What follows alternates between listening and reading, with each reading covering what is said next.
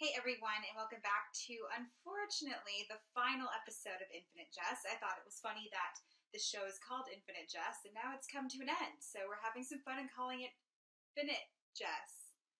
And yeah, it is what it is. I have accepted a job with NBC Sports Bay Area. So this is my last episode with you guys, but once and for all, for MLB.com's Cut 4, I'm Jess Kleinschmidt, and I wanted to do something a little bit more special for my final episode.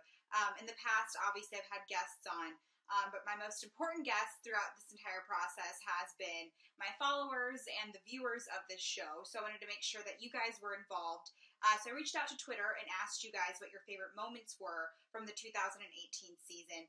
On top of what mine were. And the ones that stick out to me, of course, was everything you can imagine that had to do with Joey Votto. You guys know I love me some Joseph Daniel Votto. And of course, anything that had to do with babies, whether it was kids, players, or fans, the cool dads, the cool moms that were clutching to their kids while making foul ball catches. Obviously, I loved all of that. And then, of course, there were some tearjerker stories. Stephen Piscotty lost his mother after she dealt with a battle with ALS, and when he came back from mourning her death, he hit a home run.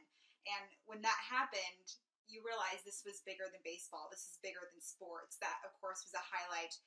And then Max Muncy having a phenomenal season after struggling with the A's previously. That was something to pay attention to as well. Yomer Sanchez dropping water on himself during a walk-off that somebody else had was always fun to watch. The Houston Astros staring into the camera is probably one of my all-time favorite gifs.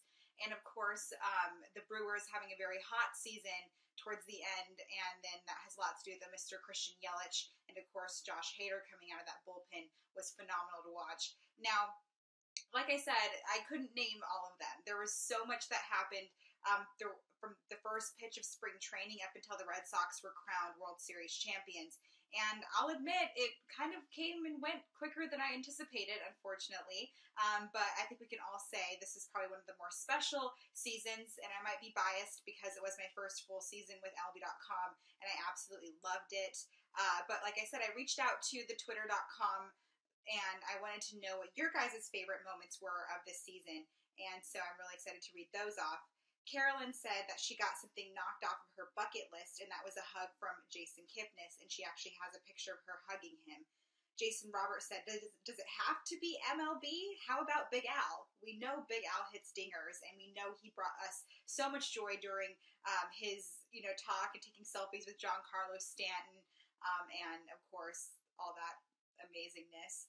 John said James Paxton's eagle landing / no-hitter. You can't really come back from that.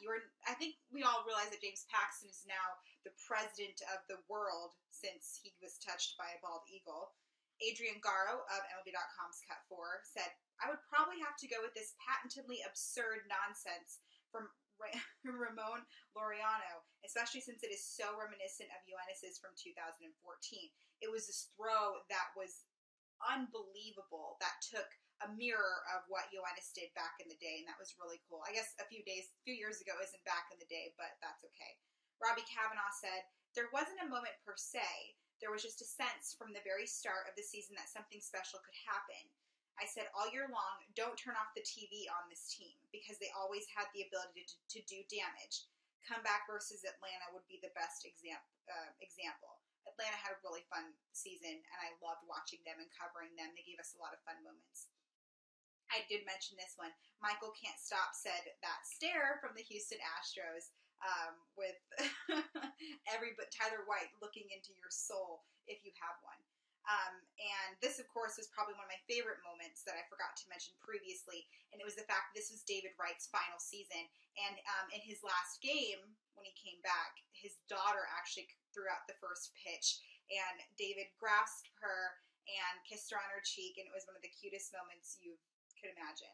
Drew Jarvis simply gave me a selfie, and that was a selfie of Aaron Judge, Mike Trout, and Mookie Betts during the All-Star game, when game recognizes game, and game during the All-Star game. Yeah. James Yant said, it's tough. I'm stuck between two moments. Joey Votto trying to implement Jim Day with Jim Day, or Shohei Ohtani pitching and hitting. we can all agree Shohei Ohtani was one of the coolest things to ever happen to baseball, and really opening it up the eyes, you know, of baseball players everywhere, they're young or old, they can do all of it. I thought that was fantastic. Tribe Hot Dog sent me a GIF and said when Onion did this, and it was one of the hot dogs hitting one of his other hot dogs with a purse. Beautifully done.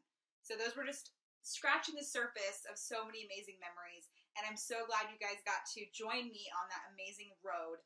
I am really sad to be leaving, but I hope that you guys know that no matter where I end up, I will always have a love for baseball.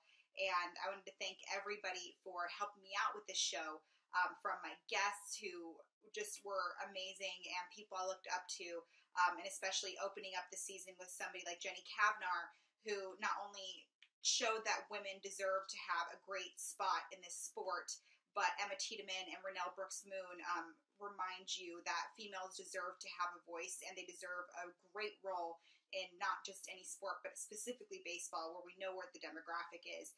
And that's just to know that this show started out with the female presence was fantastic. Of course, my amazing, amazing, amazing producer, Gemma Kaneko, who absolutely killed it behind the scenes to make my little show a reality. And that's it, fam. We out. Pretend I have a mic. Peace.